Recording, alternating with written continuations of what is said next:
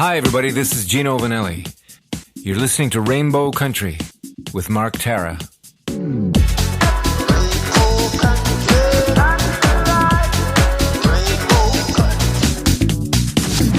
The views and opinions expressed on the following program are those of the persons appearing on the program.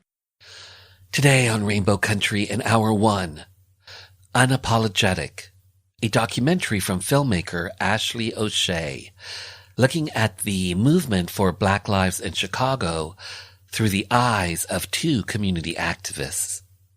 Plus, my Big Brother Canada 9 coverage continues with the fifth evicted houseguest, Austin Dookwah.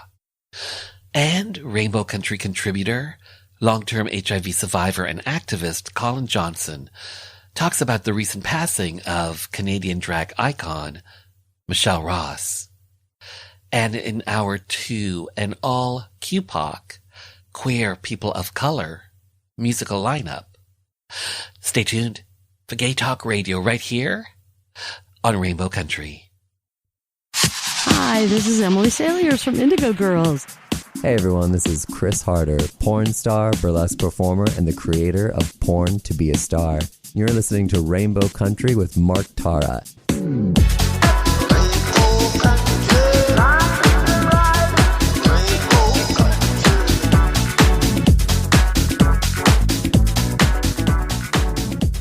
Well, hello and welcome to another episode of Rainbow Country, as I like to call it.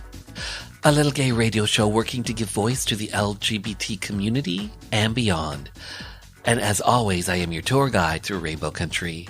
I'm producer and host, Mark Tara. By the way, Rainbow Country originates from CIUT-FM in Toronto, the sound of your city.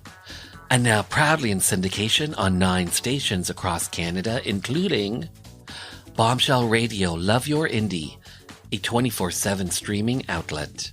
And Real Music, Real Ideas, Real People, CKUW-FM in Winnipeg.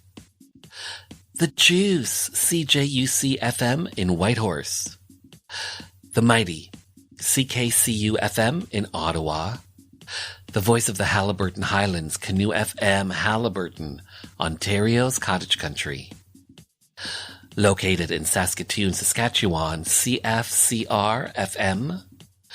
Newfoundland's only alternative, CHMR-FM in St. John's, Newfoundland. And the latest station to carry Rainbow Country, proudly broadcasting to Kingston, Ontario since 1922. CFRC-FM in Kingston. So whether you are listening in the Yukon, the Prairies, Ontario's Cottage Country, Southern Ontario, down to Buffalo, New York, the East Coast of Canada, in Newfoundland, or online, it's because of you tuning in, streaming, downloading, but ultimately listening that has taken this little gay program and made it into a syndicated radio show and a #1 LGBT podcast. And last week, Rainbow Country was #2 on Podomatic's Gay and Lesbian chart. So today in Hour 1, filmmaker Ashley O'Shea joins me to talk about her new documentary, Unapologetic, which looks at the movement for Black lives in Chicago through the eyes of two community activists. And my Big Brother Canada 9 coverage continues with the fifth evicted houseguest, Austin Dookwah. Plus, in Hour 2, an all QPOC, queer people of color musical lineup. But up first, Rainbow Country contributor, long-term HIV survivor and activist Colin Johnson talks about the recent passing of Canadian drag icon Michelle Ross. I know that I normally try to work and look at international issues that face us in the LGBT community, but I want to take a step back for this particular presentation and talk about something that really, really has affected not just me, but the larger LGBTIQ BIPOC community in the city of Toronto.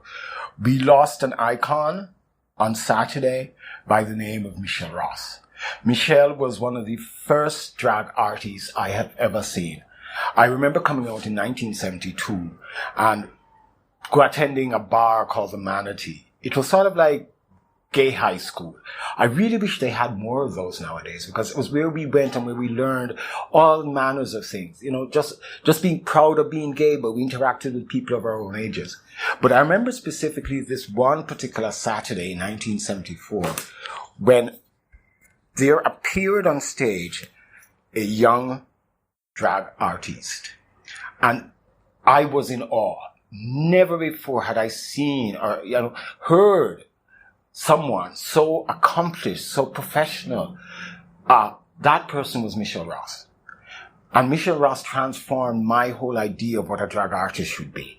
And I still retain that because she was so magnificent. As I said, the songs that they were doing at that time were the greats, the divas, Diana Ross, Aretha Franklin, Whitney Houston. But drag at that time was about the mimicry, the artistry, the lip syncing. And I know drag has been transformed nowadays with RuPaul. And kudos to RuPaul for doing that and making it so mainstream. But there was a purity to yesteryear's drag artists. The fashion. Look, I have never ever considered doing drag, but I can just imagine the patience and the time that these people must have put into those presentations. I mean, learning to walk in high shoes. I mean, I couldn't. I'm not that I've tried. But again, I think this stems from, and maybe it's part of, young boys putting on their mom's clothes or their sister's clothes. I don't know where it begins, but let me tell you this. Drag has been crucial and important to the LGBTIQ community over the years. And Michelle certainly was. She was an ambassador. She was on the international stage. But I also remember that when the HIV epidemic hit, Michelle was there, making sure that funds were available, support was there. Michelle, we miss you, and there'll never be another one like you. This is CJ for Rainbow Country. Thank you. Bill 7, to ban discrimination in employment, government services, and housing based on a person's sexual orientation, was up for a vote at Queen's Park. Most NDP and Liberal MPPs supported the bill, but without some progressive conservative legislators backing, a divisive split could rack the province. 4 PCs decided to break party ranks to vote with their conscience and support Bill 7. Cabinet Minister and MPP Dennis Timbrell did it to show solidarity for his beloved brother, the well-known drag queen Rusty Ryan. And for me, a gay politician who was not yet out, I had to take a stand. We were known as the Gang of Four. I'm former Cabinet Minister and MPP Phil Gillies. The date, December 2nd, 1986, when LGBT rights came to Ontario. Up next, my Big Brother Canada 9 coverage continues with the 5th evicted house guest, Austin Dookwah.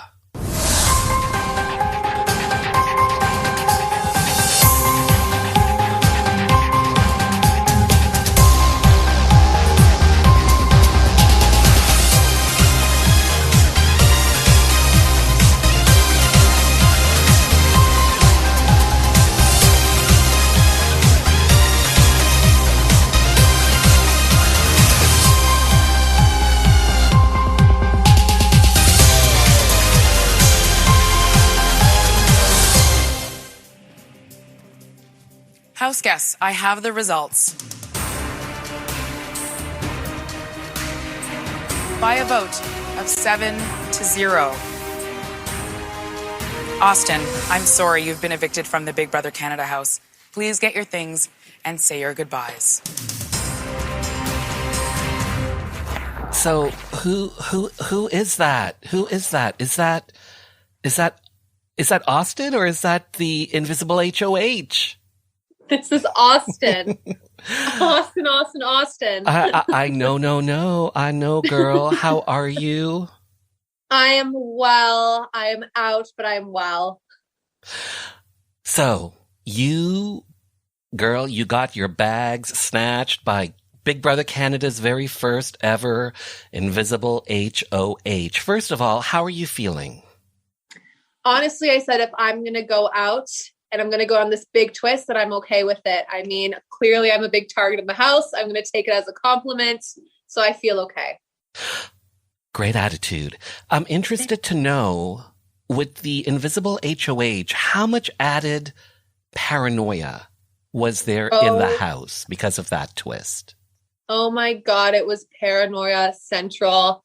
I was looking everyone up and down. Everyone was a suspect. I knew it wasn't me. I was confident it wasn't Brayden. So stress levels were through the roof. Do you know who it was? I do. I do now. And what are your thoughts on that? I had it narrowed down to Victoria and to Sean early in the week. And then I thought for sure to Sean. And later on, I had a couple conversations with Victoria that made me feel pretty confidently that it could be her and was likely her. So I'm not shocked, but she did play it off very, very well. So Austin, let's go back in time. You find out you're going on to Big Brother Canada 9. Do you have a strategy going into the game? I did have a strategy. My strategy was to lay low a little bit, be nice to everyone, not put all my eggs in one basket. But do I go in, find a duo, win the first HOH? Yes, of course. So strategy changed completely. And did you come up with a new strategy as the game went on? I did. I mean, I got to the point in the game where I became a pretty big target. So my strategy needed to be win or probably face the block. So things changed.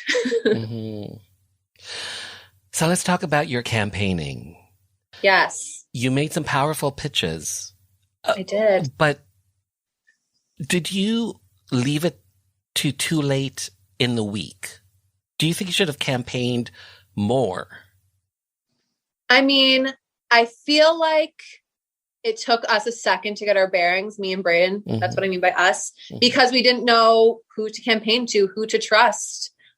It was a really tough week to navigate. But I am happy with the way that I went about it and the pitches that I did give. And at the beginning of the week, I thought it was going to be unanimous to get me out. And then I saw a glimmer of hope. But at the end of the day, I tried my best. You just mentioned Brayden. Yes. What was it about Brayden? What characteristics stood out to you that made you say, I want to align with him? Honestly, with me and Brayden, it was a love at first sight. He is funny, he is sweet, he is smart, and he's super strong. So right away, I knew he was someone I wanted to work with in the house. So from what you know, who do you think is playing the best game so far? I think Kiefer's playing a great game. I think he's going kind of undetected, but he's won a bunch of comps and he's great socially in the house. And, you know, that power trio has remained untouched up until now. So they're playing a great game. So Big Brother Canada. Yes. An interesting concept, an interesting game. What was the hardest part for you, Austin, in this whole experience for you? Most challenging part? Yeah, I think what was really challenging was you don't anticipate how close you're going to get to everyone. So saying goodbye, misleading people, that became really, really difficult for me. That's not something I'm used to doing. So that was definitely my biggest challenge in the house. And who would you like to see win this game? And who do you think will win this game? I would love, love, love to see Brayden win this game. And I do think he definitely could. I think he's in a great spot in the house. I do think it could be won by Tashawn or Rohan as well. My last question for you, Austin. All right. Best part about being part of Big Brother Canada 9? Best part, I mean, I'm leaving with so many new friends. I've made deep connections there that I'm going to treasure forever. So that is truly, truly, truly the biggest gift. Austin, well said, well done, well played. Thank you so much for your time. Thank you so much.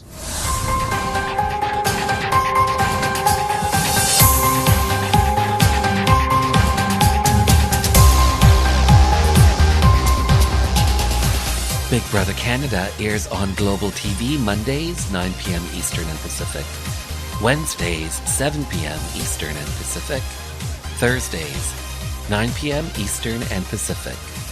To stream past episodes and for the live feeds, just simply go to bigbrothercanada.ca.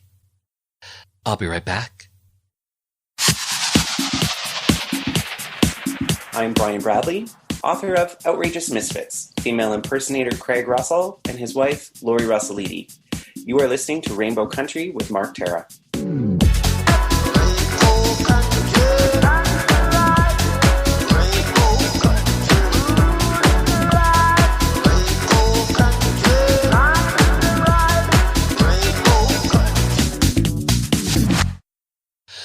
Unapologetic, a documentary that spotlights the movement for Black lives in Chicago through the eyes of two community activists.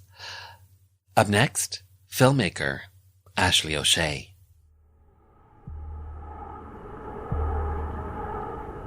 This is the part of Chicago that doesn't get talked about. Yes. Yeah, my mom was in the federal penitentiary when she took that picture. Styling on them. I have a whole family here who I know needs protecting in a way that they've never been protected. I'm a doctoral student organizing towards Black freedom. I really want my research grounded in how we can envision what safety looks like outside of law enforcement. There's been a major development in the police shooting of 22-year-old African-American woman Rakia Boyd. We are committed to confronting this board, city council, and the mayor until y'all fire Dante Service. Black women do a lot of thankless and undervalued work. We taking back our community. We taking back our community. Our entire existence is resistance. It's just like an exacerbated level of commitment. It's very new, this idea of this being work. This has always been life. This is Black history that we are making. Even if we don't, our stories gonna make it. Ashley O'Shea, hi, how are you? I'm doing well. How you doing? I am good. I'm even better now that I am speaking with you to have your voice, your story be heard by the LGBT community and beyond, especially when it comes to your new documentary, Unapologetic, a film that follows two Black activists, Janae Bonsu and Bella Boz. Yep. I think that's how you say their names. And ultimately, their fight for social justice. As the director of the film, the producer of the film, for you, Ashley, this film is about what? This film is about the, women in femme leadership that has been in our Black social movements for many, many years. It's about giving a holistic point of view of not only the work that they do, but the lives that they live, the many intersections that they exist at. And, it's about a movement in Chicago, a place that is unofficially known as the birth of organizing, and how young Black people over that time were reorienting and refocusing the perspectives that the movement was coming from. So the film follows two activists, Janae and Bella. How did you decide on these two individuals, these two activists to follow to ultimately build this documentary around? How did you decide that? Yeah, I mean, it was somewhat the luck of the draw.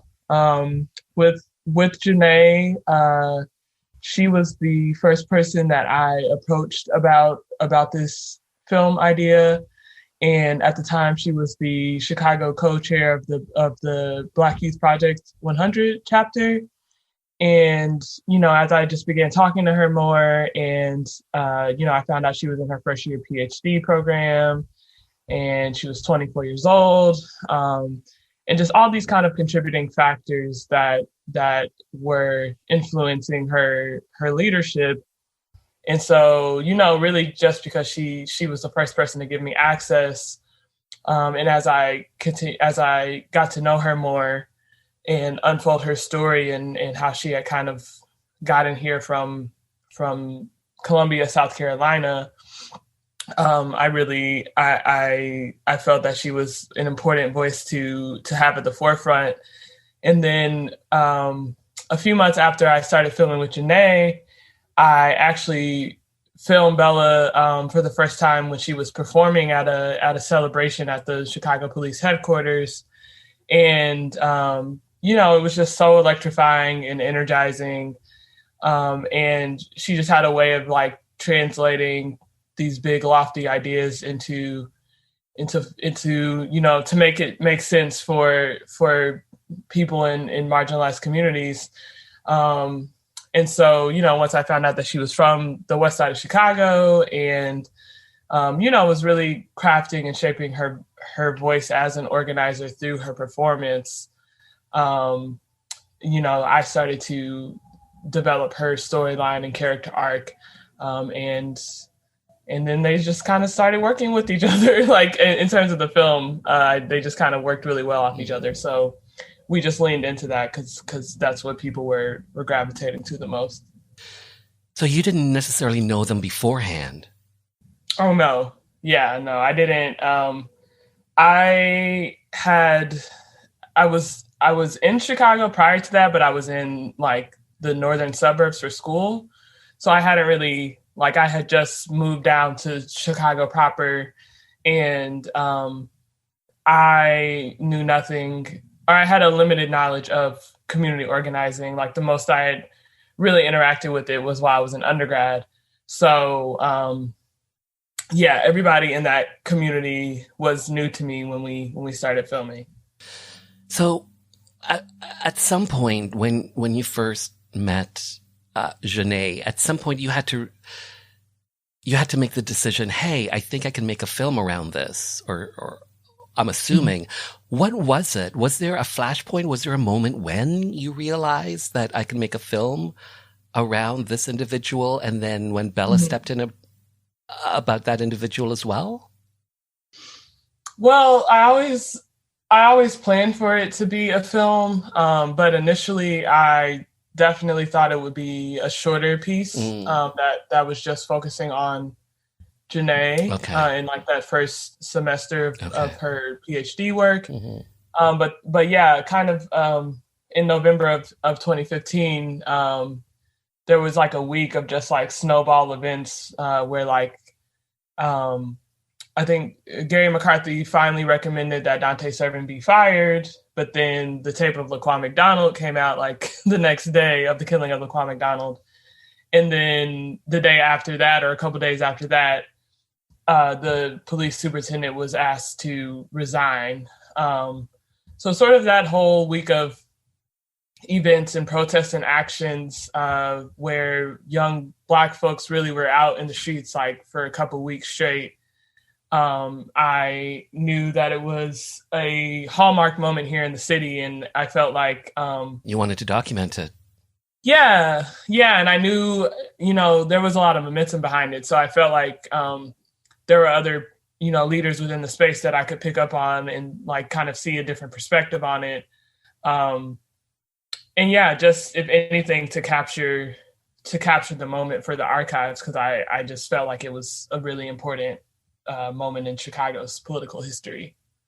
How long did this film take to make for you? 4.5 years. Wow. Yeah. How do you feel now that you've given birth to it? You know, she's still Do people like your child? It is a child. Do people like it? Are they, oh, it's such a cute little baby? Or are they like, ooh, girl, really that baby? Positive response to it. So yeah, it's definitely like having a child. You know, I definitely feel that I'll be tied to it for the rest of my career, which is totally fine. But yeah, it was just interesting because we premiered the film in August of 2020, and that was, right in the midst of the most recent uprisings around the killings of George Floyd and Breonna Taylor. So it was, it felt divine in a way, despite us having we just decided that we were going to put it out, during the pandemic because we didn't want, it just was clear that things weren't going to lift up anytime soon. And so when we put it out, was that a hard decision to make? I think initially it was like early in the pandemic because we were still applying to festivals and like trying to figure out our distribution strategy. And, we were really worried because the film was made in community and is about community. And so we were like really planning to like dive into that once we put it out. But, like just like everybody else, like we had to make an adjustment. And I think when we found out that we were going to premiere at Black Star in Philadelphia, it felt really, it just felt right because, they have a history of cultivating Black audiences specifically. And, we knew that was the target audience for us from the jump. So, I think we've been doing as well as we can, given the circumstances. And, I'm hoping that we can keep connecting to more audiences as 2021 goes on. Mm-hmm. What's been the most challenging aspect about making this documentary for you? I think definitely getting to a place in my life where I just trust the process. I always say I relate a lot to Janae because I'm very driven and very type A personality and trying to like estimate things before they happen. And so I was trying to do that, of course, with this film, and initially thought it would take like 1.5 years, 2 years to complete it from beginning to end. But as I, was going through the process and like had to work other jobs to be able to pay my bills and, talk to seasoned filmmakers and who would just, really emphasize to me that it was going to take longer than 2 years. I had to like get to a place where I just accepted that and, allowed our process to take it where it was supposed to be. And, I think ultimately that ended up working in our favor because it, with time just passing along, that really helped us to build our relationships with both Janae and Bella and, led to some of the most intimate scenes that we have in the film. So, it was definitely just a challenge not to get in my own way or try to force something just because I want it to be done. And because, I think it may have had less of an impact if we had tried to force things a certain way. So, Black queer activism. For me, watching the documentary, there's a through line through your documentary when it comes to Black queer activism. And there's a scene, and I believe it's Janae's mom who identifies as queer, and she thanks her daughter. She thanks Janae for that. When you were filming that scene, did that conversation surprise you at all? No, that Okay. At least I knew that was a question that was going to be presented. Okay. But it was definitely... Because it's a powerful moment. Yeah. And it was something that I had to tread carefully around because, I didn't want her mom to feel like I was forcing her to say something or, perform in a certain way. And so I talked with Janae a lot before that. And that's partially why I wanted to do the interview with Janae there as well. And I talked to her and I think Janae, made clear to me that she's had a lot of conversations with her mom about her identity and is always constantly encouraging her to stand strong in it. Because, you know, they live in South Carolina, which is a way different landscape than Chicago. So I think Janae, you know, kind of helped to make her feel comfortable in speaking that. And I think her mom just wanted to really make sure she was conveying like the influence that Janae had on her life. And so I think that may have been of more importance to her than you know, not presenting her identity. And so yeah, I think that worked out, but I was definitely super nervous going into that interview because I knew that was going to be like one of the key questions. But yeah, it ended up being fine. So I'm glad that you know, it didn't cause any tension or struggle. It's my mama up there styling on them. Yeah, my mama was in the federal penitentiary when she took that picture. Well, it was crazy. Like, they had picture days and shit. I don't know. I was always told that my mom and dad loved me. But that's hard to process as a kid when you don't see them. It's my baby. I have a whole family here who I know needs protecting in a way that they've never been protected. I'll be right back. So this recently came to my attention. Rainbow Country is now one of the top 100 LGBT podcasts you should follow. Who knew? Well, the people at feedspot.com knew. Trusted by 4 million users in over 150 countries. Plus, at the Better Business Bureau, their customer reviews have it at 4 out of 5 stars. Now, I know what you might be saying. You're saying, Mark, what is FeedSpot? Well, in its most fundamental of terms, it is a subscription-based aggregator where you can monitor your brand. You can do a one-click save to services like Instapaper, Pocket, Evernote. You can also do a one-click share on any article and share that with maybe your Facebook friends, your Twitter followers. It also combines several RSS feeds into one single feed and so much more. Plus, they have an LGBT podcast blog. Who knew? And that is where Rainbow Country, at the time of this recording, is number 47. To check out the full LGBT podcast listing, just Google FeedSpot LGBT Podcast. Again, a special thanks to everyone at feedspot.com.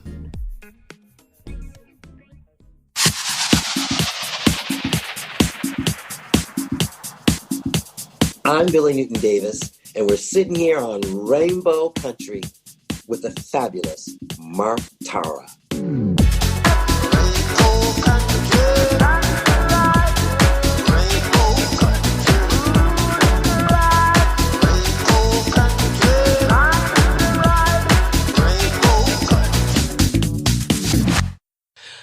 So, Ashley O'Shea, can we have an open and honest conversation about your documentary? Well done documentary, by the way.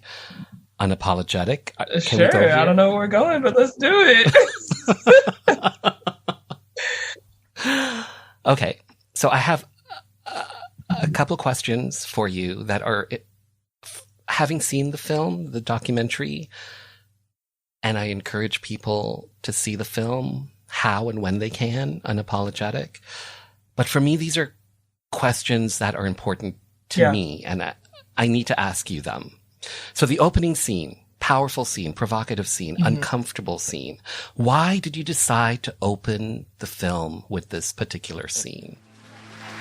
Mic check! Mic check! Mic check! Well, you are here! Well, you are here! Celebrating over brunch! Celebrating over brunch! Black families! Black families! Are struggling to keep themselves! Are struggling to keep themselves! Safe from CPD! Safe from CPD! Mayor Emanuel! Mayor Emanuel! Think more money! More money! Should go to the police! Should go to the police! What is this helping, though? That's my question to this brunch.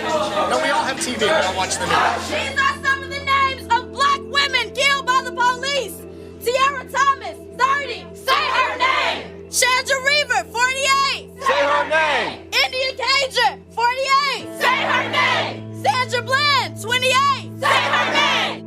So that is an action that is called Black Brunch that a lot of different organizations in the city have been doing for a couple of years.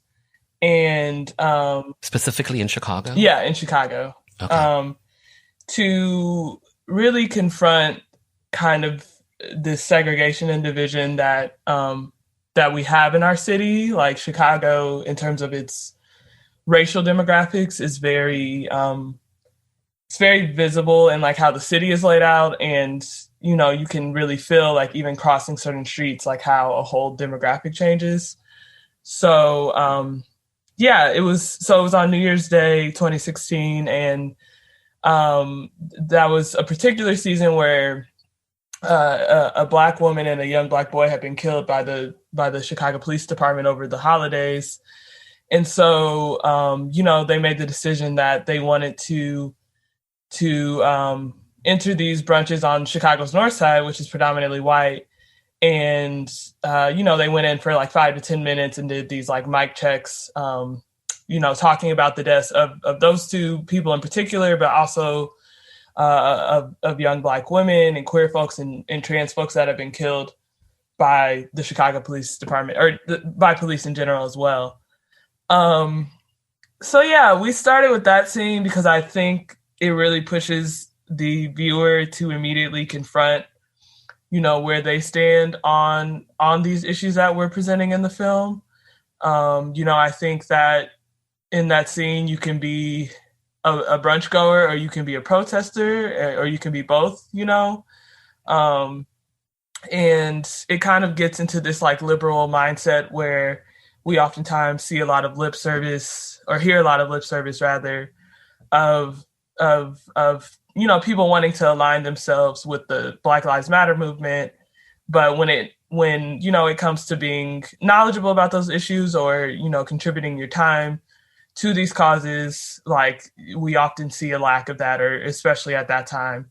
And so, we just wanted to immediately kind of confront the audience with that, ground the audience in that. And you were successful. Oh, thanks.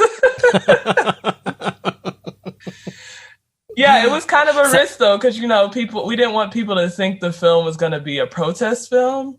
Right. So that's kind of why afterwards we kind of move into like a dreamier sequence with spoken word and archival and stuff. But it was like an action that wasn't really directly tied to any of the other campaigns in the film. It was kind of like we could put it wherever we needed to, and then we just tried it up front one time, and it seemed to work. So it worked. Yeah. So Ashley, I'm of mixed ethnicity. I am part Black. Mm-hmm. I am part West Indian. I'm part Irish.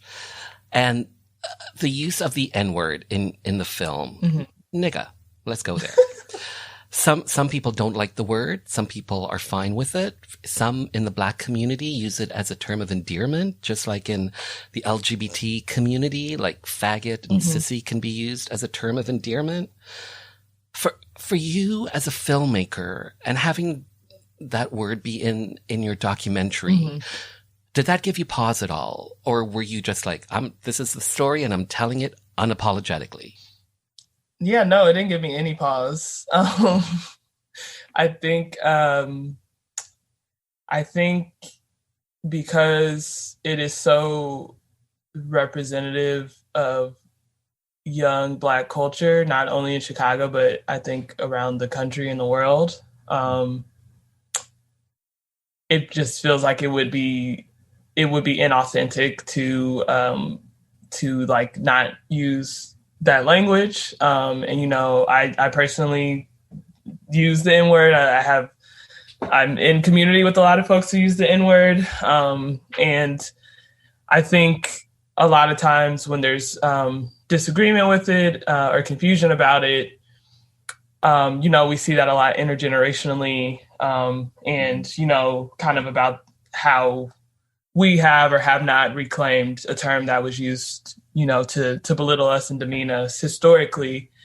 But I also think there's like in that hesitation, there's somewhat of performative nature to it, in that, you know, if we act a certain way or look a certain way to non-Black people, that we can, you know, access more spaces, or, you know, access different people and communities, which could definitely be the case or an option. But I think, you know, me being who I am, and also just like the community of organizers here and who they are, you know, that's not a term that they don't like. I think the performative nature of it is not something that we're interested in necessarily. Like I want people to watch the film and feel like they can be their authentic selves and absolutely like whoever they are, and still be able to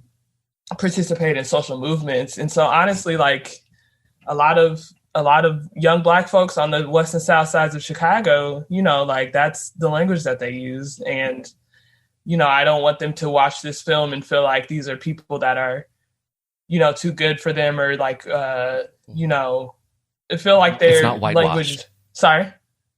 It's not whitewashed. Yeah.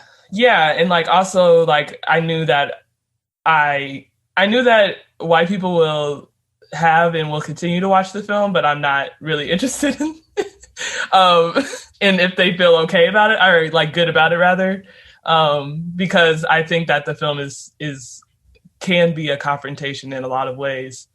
And so, you know, that may be something that I'm sure brings about some discomfort for some people, and even within the Black community itself.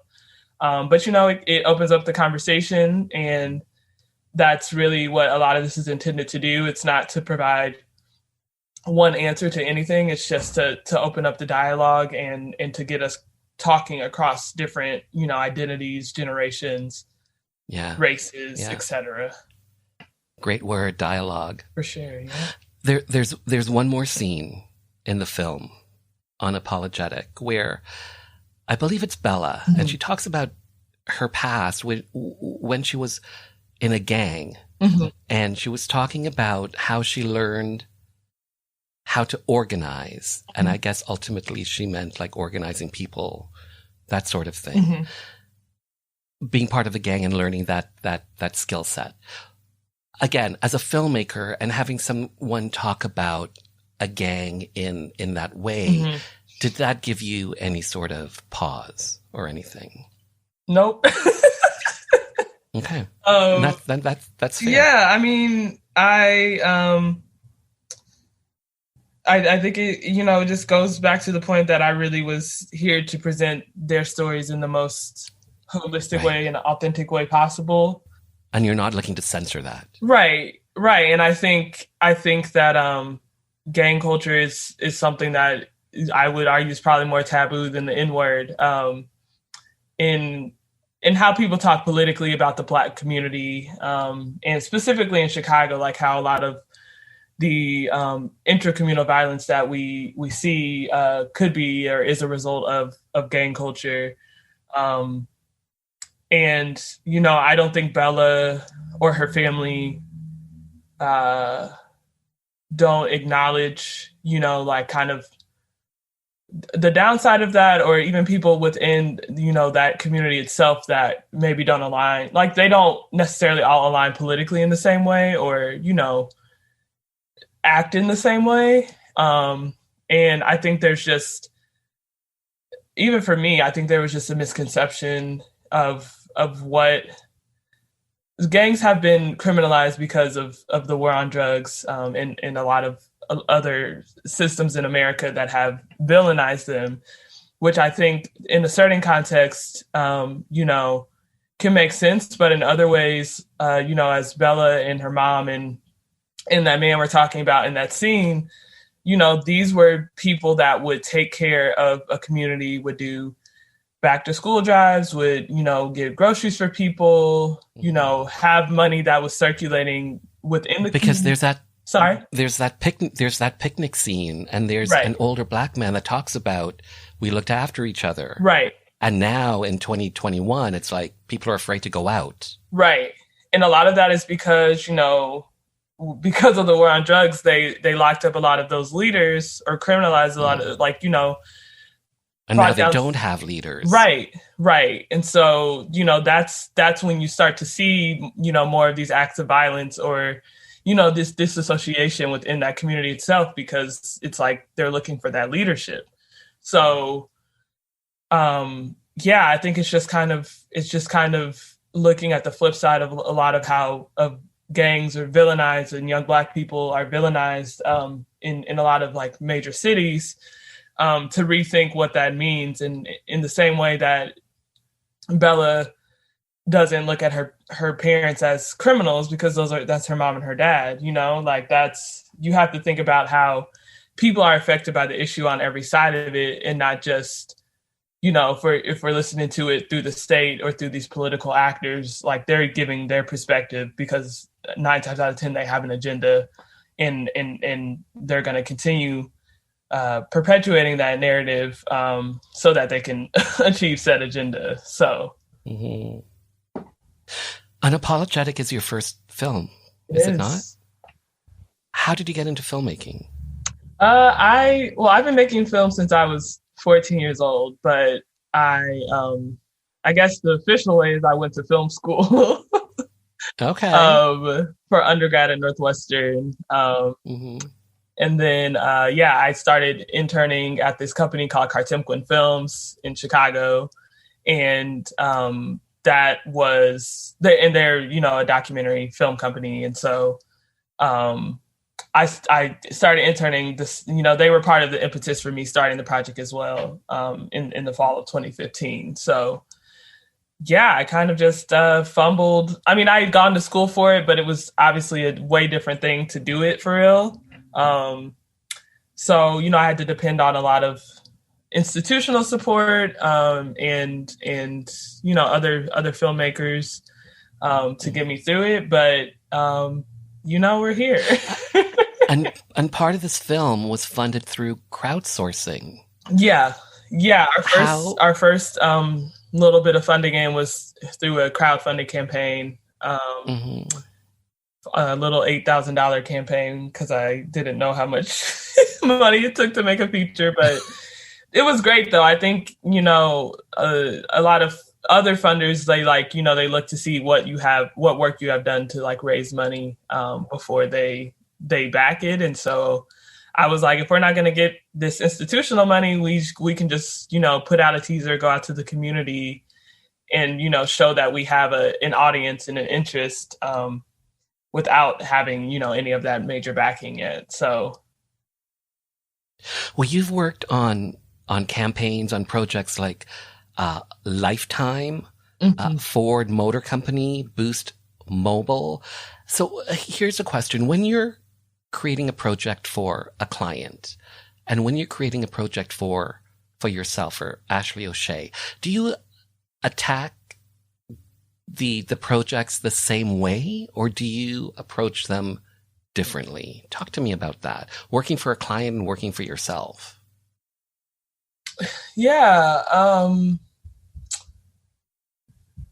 I think the only difference may just be like I have a little bit more freedom when they're projects that I've conjured up myself. But regardless of if it's something I'm doing or if it's for a commercial content or fictional content, I always, I often think about who's going to be on the other side of the camera first, versus like, me or what, like the rest of the team, and how they can be represented in their best light. Maybe not best light, but in their truest light and most authentic light, through the work that we're doing.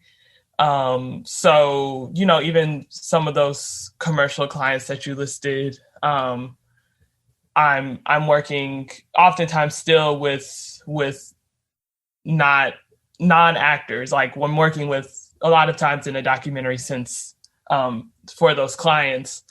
And so I always just try to make it a point to, connect with them beforehand, talk to them about their upbringing and the work that they're doing, and to take skills that sorry. So are you making basically like corporate documentaries? Oh, I wouldn't say that. But there is an element of that to it. Yeah, I mean, I think a lot of brands are kind of they've pivoted to this like docu-style content. Okay. Like for example, I produced a gig for Nike late last year that was about for their Get Out the Vote campaign, and so they were documenting different community groups that they were partnering with, and you know how they were increasing voter registration and things like that. So it's like they still desire that like polished, like branded look a lot of times, but they want to feel more of that human connection and make it feel less artificial. And if you look, like even a lot of the commercials you watch now, they have kind of like that documentary feel to it. So yeah, I think people are definitely becoming more interested in how they can get the people on the other side of the camera to shine through like authentically. So, I think my background in documentary definitely comes in handy with that. So I'm assuming right now the film is doing the festival circuit scene, but for the general public, do you have an idea of when the general public may be able to see your documentary? Sometime this year. Okay. I'm like, the papers are still not signed. But there's something in the works. Sorry? There's something in the works. There's something in the works. And, we're still, like you said, we're still going pretty strong on the festival circuit. A lot of the festivals are available throughout the U.S. So if folks want to tap into that, they can go to our website, unapologeticfilm.com. And a lot of times, it's just about, you got to like get the ticket. And sometimes we have free screenings. So definitely keep an eye on the website if that's something you're interested in. But yeah, sometime this year. I hear you. We will have the actual distribution, announcement. So Ashley O'Shea, your film, Unapologetic, deals with, among other things, race relations, queer Black history, misogyny, social justice. Earlier, I asked you about the most challenging aspect about making your documentary Unapologetic. Now I'm going to ask you best part about making your feature-length debut Unapologetic, this documentary. Best part about making this film? Yeah, I mean, for me, it's definitely the community that, wrapped their arms around me and supported me through this entire process. I was 22 at the time that we started production, and now I'm 28. So it just, in the many ways, as Janae and Bella were growing up, like I was growing up too. And I just feel like I have a whole community of filmmakers and organizers and Chicagoans that are just invested in me as a person. And I'm also just really grateful that we have created this living archive of Black social movement. I think this isn't a topic that's going away anytime soon. And so, I really just wanted to provide a memory of recent events for people that have been in this for many, many years, so that they could, remember the work that they did and give themselves their flowers. I'm giving them the flowers, I guess. So yeah, that's all been super rewarding. And I just feel like it's exceeded my expectations in terms of, my first film. So I'm just trying to figure out how I can level up. Yeah. I have to say, Ashley O'Shea, thank you for having an open and honest conversation with me. I was really nervous. Oh, asking some of those questions because I'm like, oh my God. But thank you so much. Of course. Again, the film, well done on the film. Thank you. This is the part of Chicago that doesn't get talked about. Yes. Yeah, my mama was in the federal penitentiary when she took that picture. Styling on them. I have a whole family here who I know needs protecting in a way that they've never been protected. I'm a doctoral student organizing towards Black freedom. I really want my research grounded in how we can envision what safety looks like outside of law enforcement. There's been a major development in the police shooting of 22-year-old African-American woman Rekia Boyd. I committed to confronting this board, city council, and the mayor until y'all fire Dante Service. Black women do a lot of thankless and undervalued work. We taking back our community. We taking back our community. Our entire existence is resistance.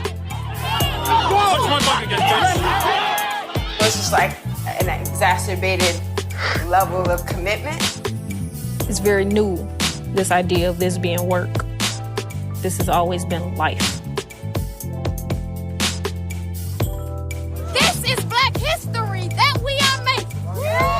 Even if we don't, our stories gon' make it. Taking us to hour 2 of Rainbow Country, activist and rapper featured in Unapologetic, Bella Boz with her track, Good Loud.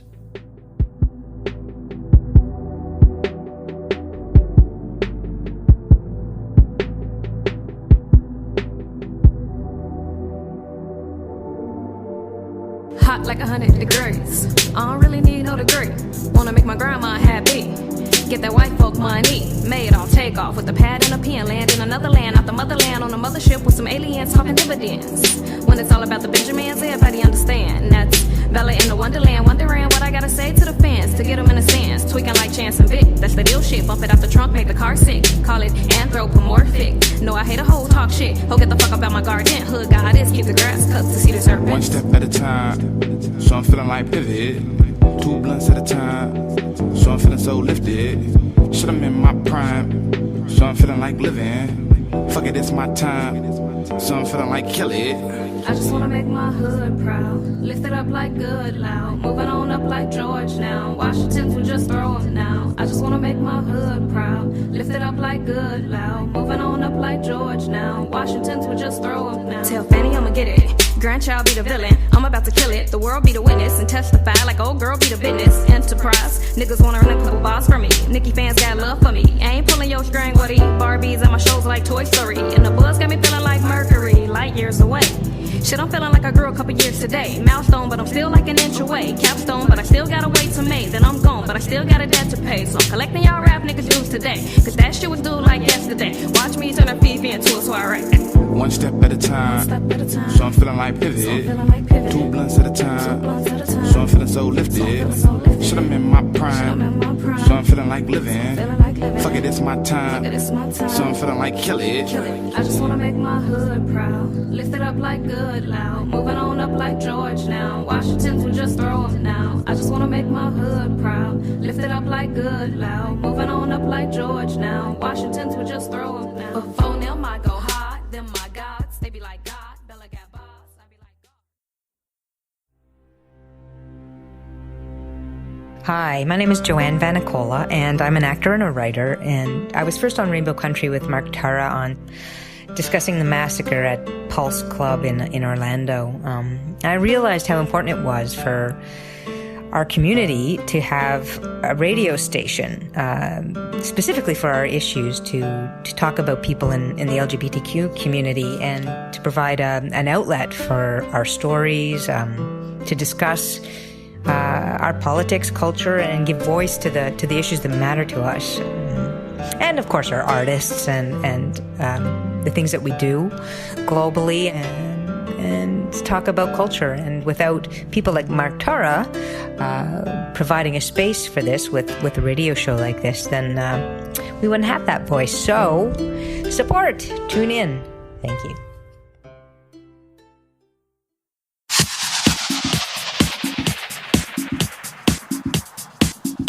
Hi, this is Police Constable Danielle Botno, also known as LGBT Cop, and you're listening to Rainbow Country with Mark Terra.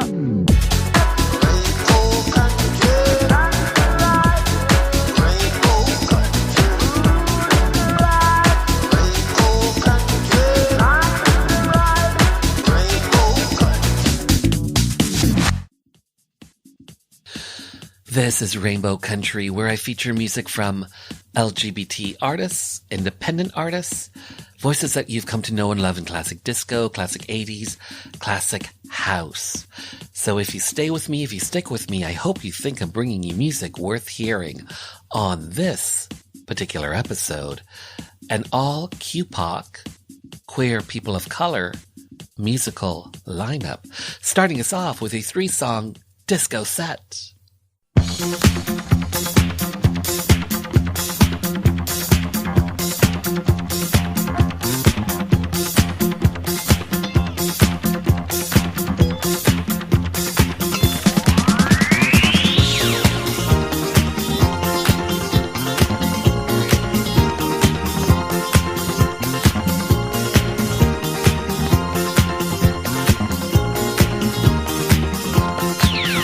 When we're out there dancing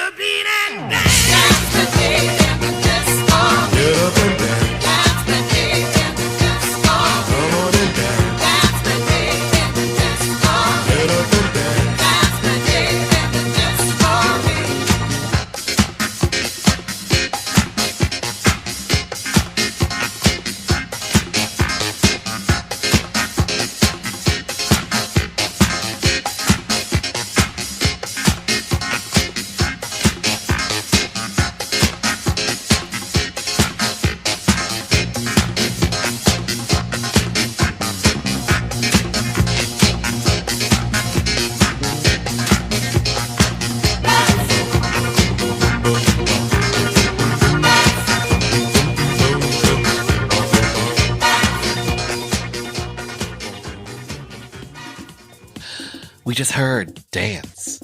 Before that, Do You Want a Funk?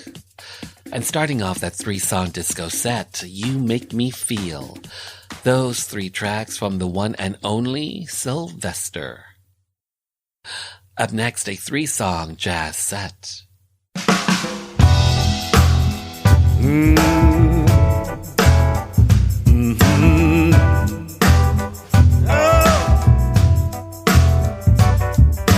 Grandma's hands clapped in church on Sunday morning. Grandma's hands played a tambourine so well. Grandma's hands used to issue out a warning. She'd say, Billy, don't you run so fast. Might fall on a piece of glass.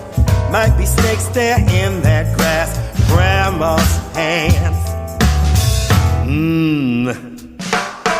Grandma's hands soothe the local unwed mother. Grandma's hands used to ache and sometimes swear. Grandma's hands used to lift her face and tell her, she'd say, baby, Grandma understands that you really love that man. Put yourself in Jesus' hands. Grandma's hands. Well, Grandma's hands used to hand me a piece of candy. Grandma's hands picked me up each time I fell. Grandma's hands, boy, they really came in handy. She'd say, Rita, don't you whip that boy. What you wanna spank him for? He didn't drop no apple core, but I don't have Grandma anymore. If I get to heaven, I'll look for Grandma's hands.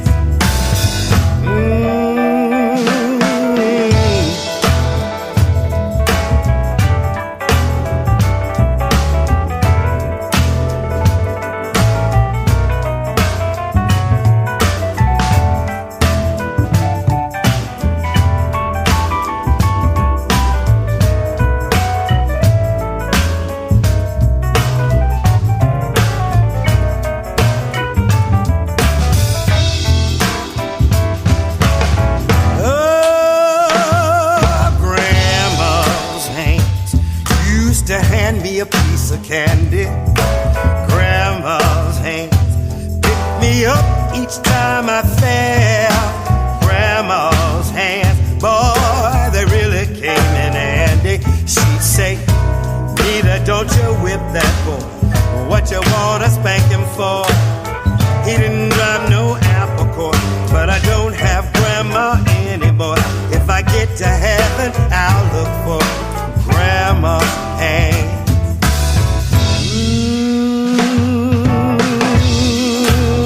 Yeah.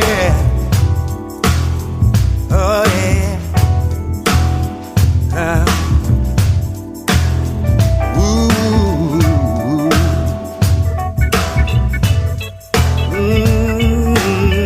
Yeah. Oh yeah.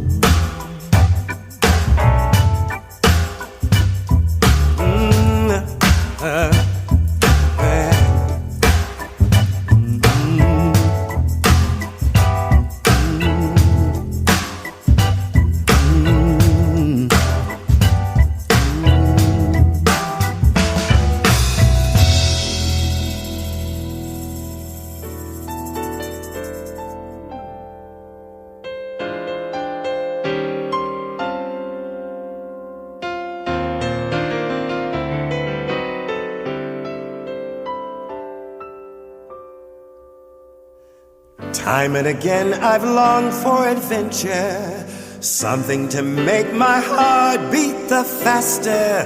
What did I long for? I never really knew. Finding your love, I found my adventure. Touching your hand, my heart beats the faster. All that I want in all of this world is you.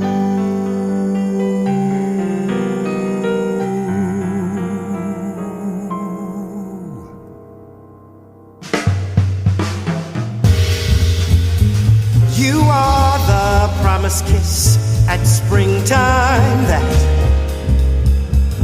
makes the lonely winter seem long.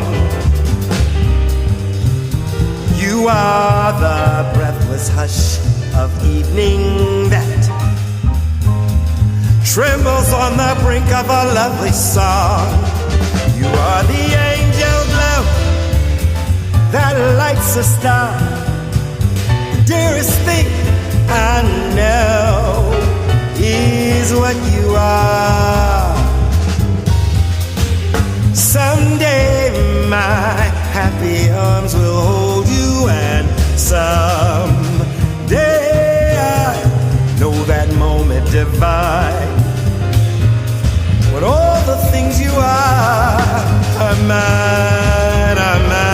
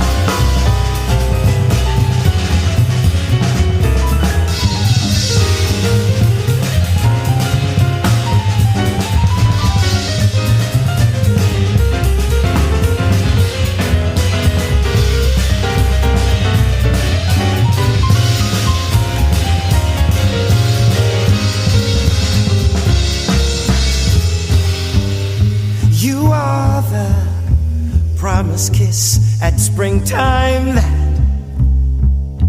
makes the lonely winter seem long. You are the breathless hush of evening that trembles on the brink of a lovely song. You are the angel glow that lights a star. Dearest thing I know is what you are. Someday my happy arms will hold you, and someday I know that moment divine. When all the things you are mine. All the things you are mine, are mine, are mine. All the things you are mine, mine. All the things you are, all the things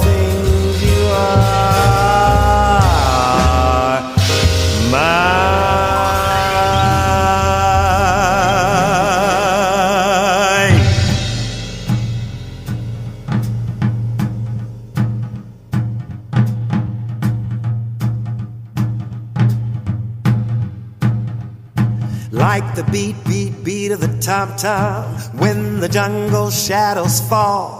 Like the tick, tick, tock of a stately clock as it stands against the wall.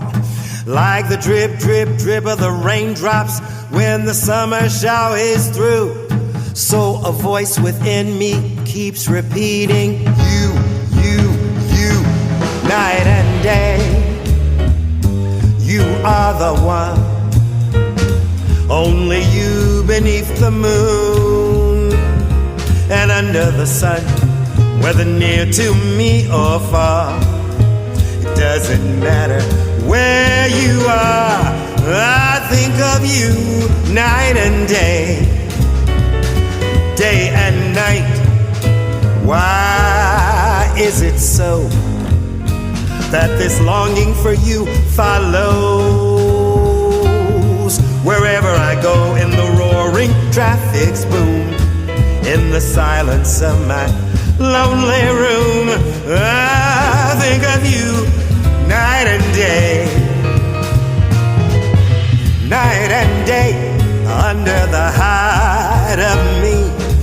There's an oh such a hungry yearning burning inside of me, and its torment won't be through till you let me spend my whole life making all kinds of love to you, day and night, night and day.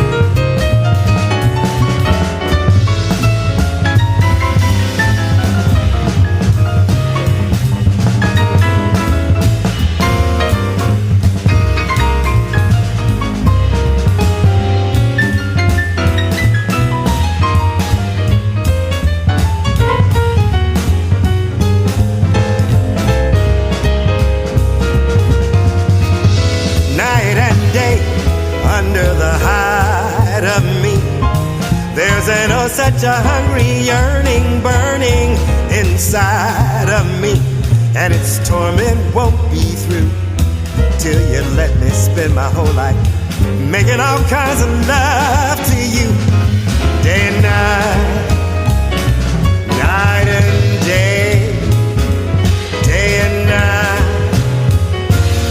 night and day.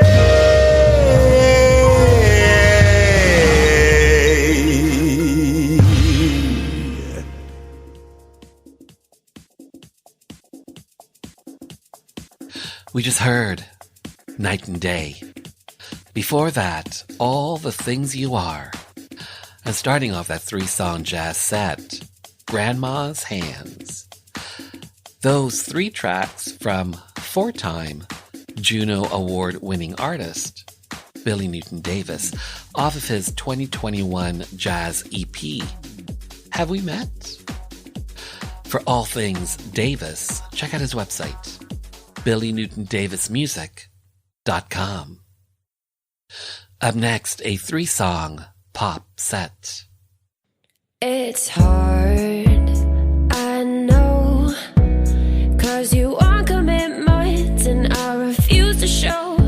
You take me home and try to say I love you, but I shut the door, and something keeps on telling me to stay away from pretty girls with pretty hearts, but nothing it's been telling me prepare me for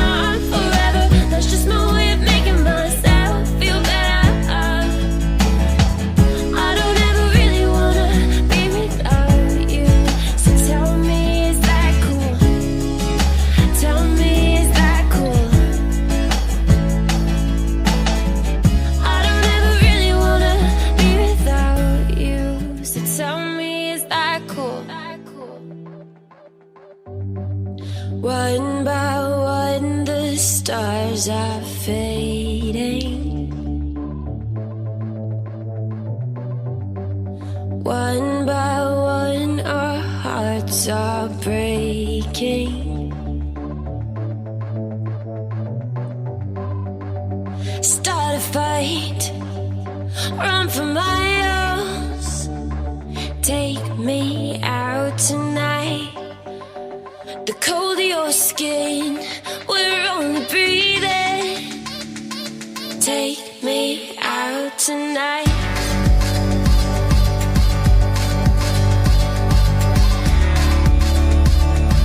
Take me out tonight.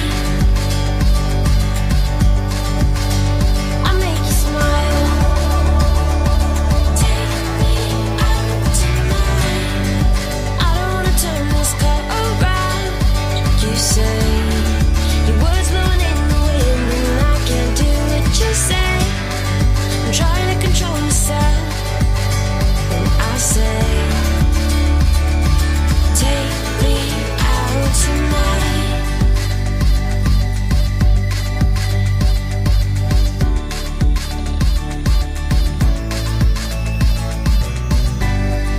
Passing light shines through our window.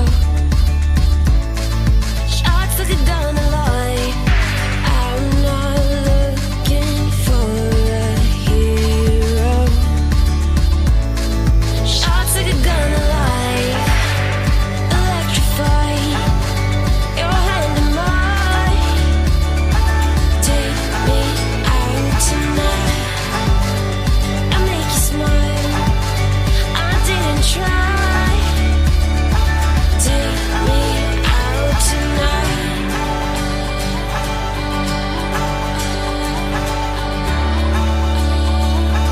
Take me out tonight.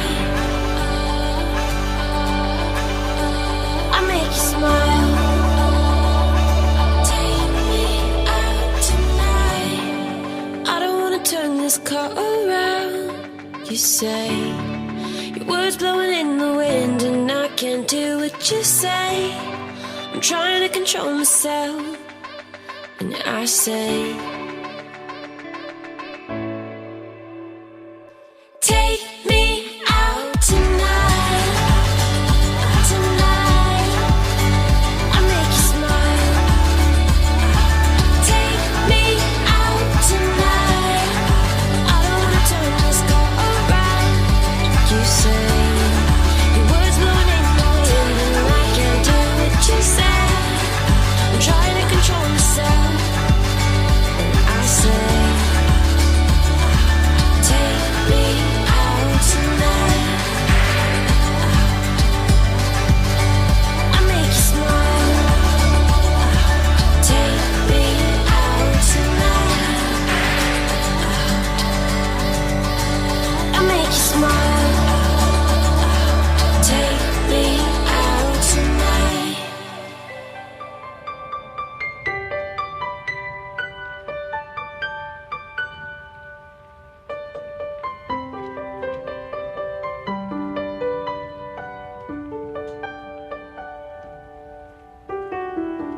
When our problems start, we need to stay apart. But it's hard.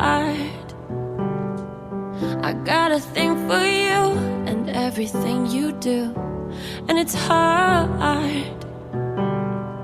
You're all I think about. I'm lost, I'm lost, I'm lost. Even when I go out, somehow I see your sister coming over, reminding me that I'm not over you. I'm not over you. I'm not over you. I'm not over you.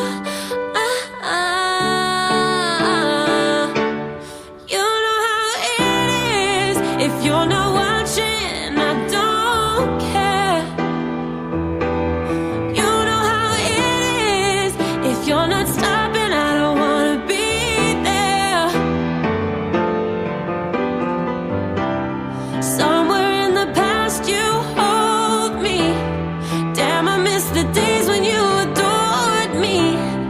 You know how it is. You know how it is.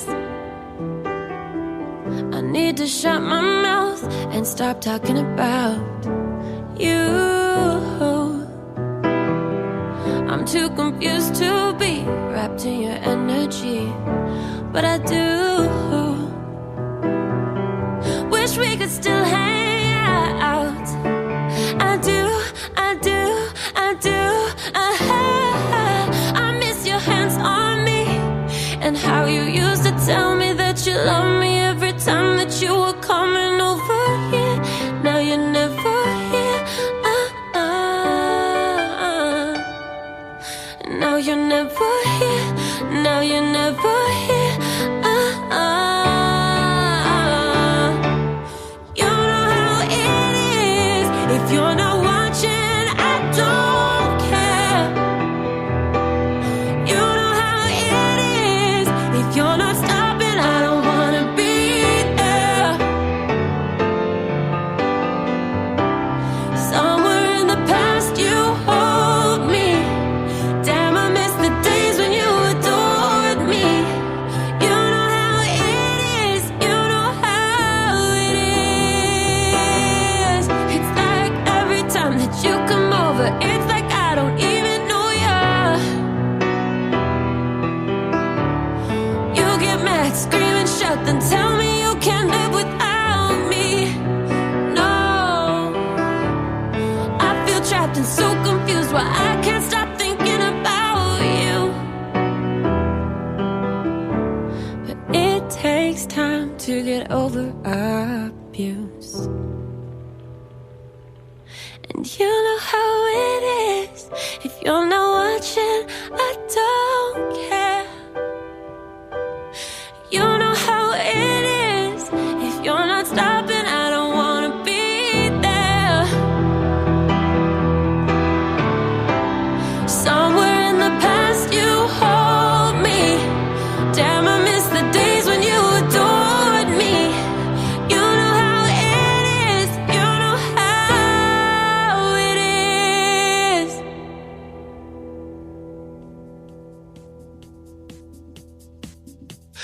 We just heard You. Before that, Take Me Out Tonight. And starting off that 3-song pop set, Cool. Those 3 tracks from musician and actress Jordan Alexander, who will be one of the leads in the upcoming HBO Max reboot of Gossip Girls. Look for that coming up later in 2021. Up next, a 3-song R&B set.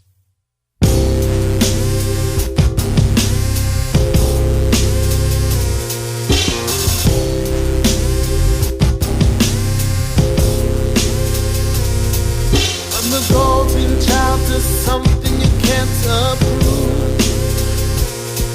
When the golden child fucks up, don't know what to do. Always had it easy, but nothing is easy. You must have known that we would hit this rough patch. When the golden child does something you won't approve, you hang your head in shame like you have something to lose. Like from the world, what we all see is the truth. Just believe and say there must be something wrong with you.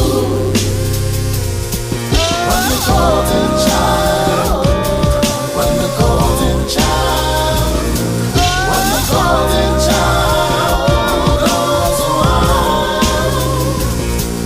When the golden child comes home to a dark place, the one who used to bring the light now brings disgrace.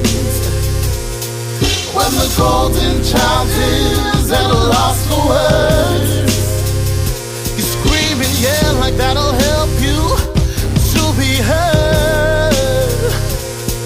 When the golden child, when the golden child, when the golden child goes wild. When the golden child, when the golden child, when the golden child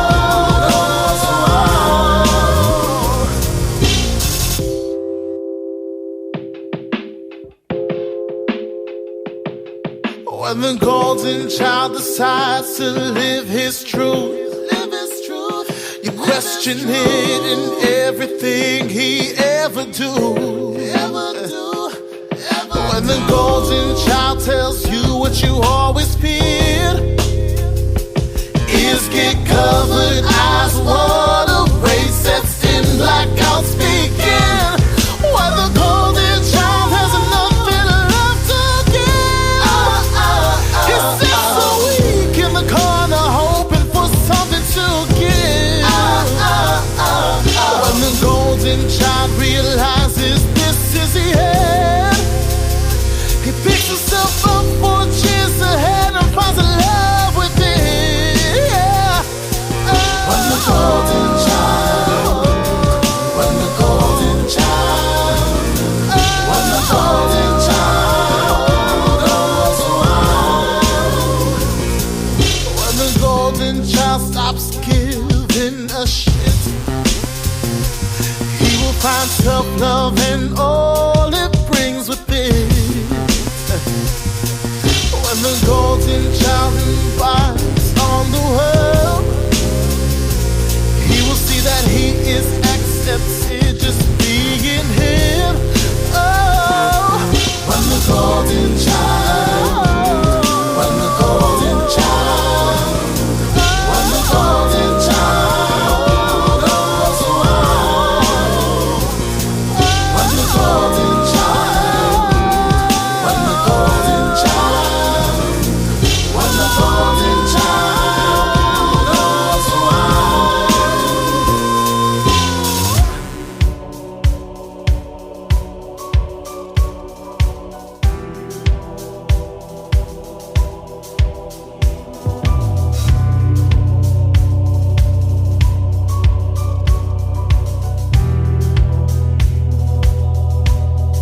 I don't know why I do this to myself, do this to myself when I know better. I don't know why I do this to myself, do this to myself when I know better.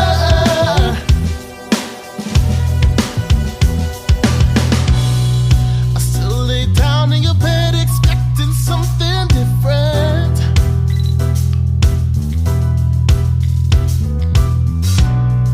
I let you strip off my clothes in the name of experience. I just went with the flow in hopes of commitment, not in the form of gold, but in companionship. Thought the music would unite us, but it blurred my vision. We faked a love to the black messiah. I don't know why I do this to myself, do this to myself when I know better. I don't know why I do this to myself, do this to myself when I know better.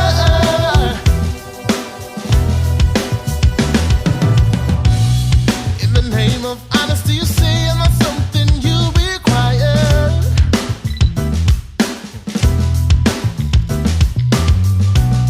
But your face said something different as you were breathing deeper. I just went with the flow in hopes of commitment, not in the form of gold, but in companionship. Oh, thought the music would unite us, but it blurred my vision. I should have known, but goddamn, you led me. I don't know why I do this to myself, do this to myself when I know better. Yeah, I don't know why I do this to myself, do this to myself when I know better. Oh, there is this darkness inside of me. Oh, I just wanted to leave. There is this darkness inside of me. Let me be, let me be. There is this darkness inside of me.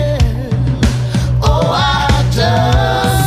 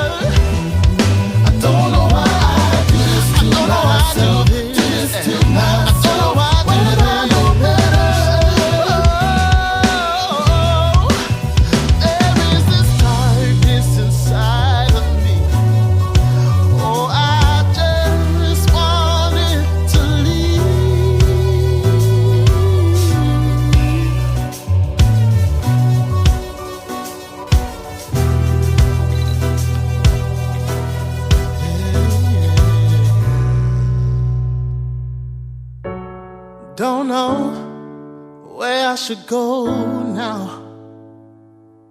I've given everything I know how. Foolish for your vacant heart. I should have known better than to try to outsmart it. Not trying to throw around blame to change your position. Can't make you want the same things that I do. It's not enough reason. Maybe when we get older, you'll realize I had so much to offer if you just opened your eyes. Maybe with a little time, you'll see you could have had it all with me. Can't break away from what's inside my head. You keep telling me no, I'll keep pushing for yes. If I love you like I say I do, then I should be able to let you go. Maybe when we get older, you'll realize I had so much to offer if you just opened your eyes. Maybe with a little time, you'll see you could have had it all with me. Oh, how can I stand the pain of letting you walk away when I feel this way? That's what makes this so hard, 'cause now I know I have to love you from afar. Maybe when we get older, you'll realize I had so much to offer if you just opened your eyes. Maybe with a little time, you'll see you could have had it all. You could have had it all. You could have had it all with me. Oh, you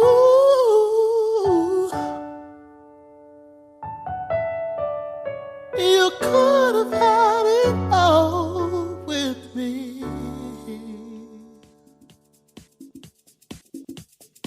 We just heard Maybe When We Get Older.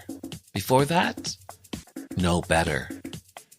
And starting off that 3-song R&B set, Golden Child. Those 3 tracks from Canadian R&B artist Tafari Anthony, who has vinyl out for his new album, The Way You See Me. It's a limited run of 300 units, and by the way, it looks beautiful. For all things Anthony, TafariAnthony.com. Up next, one of my original tracks, I Want You.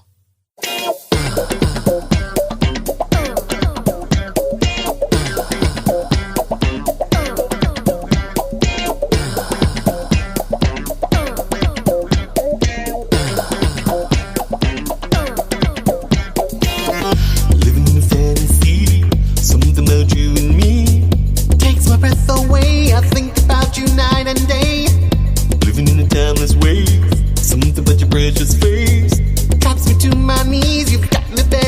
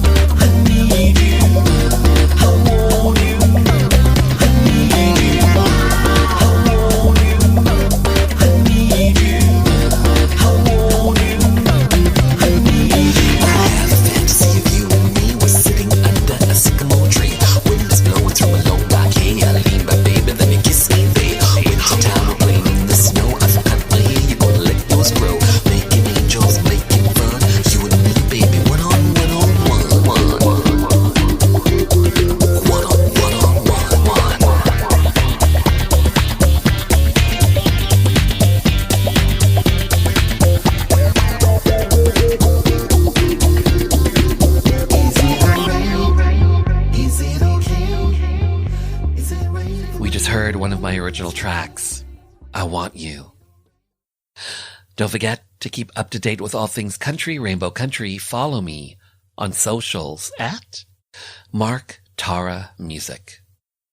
Do you have a guest suggestion or maybe a show topic? Get in touch.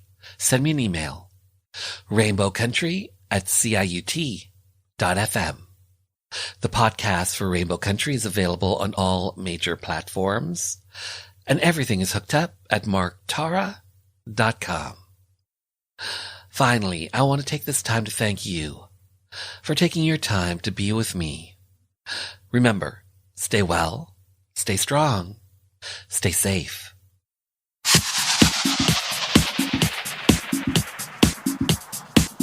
Hi, this is Emily Saliers from Indigo Girls, and you're listening to Rainbow Country.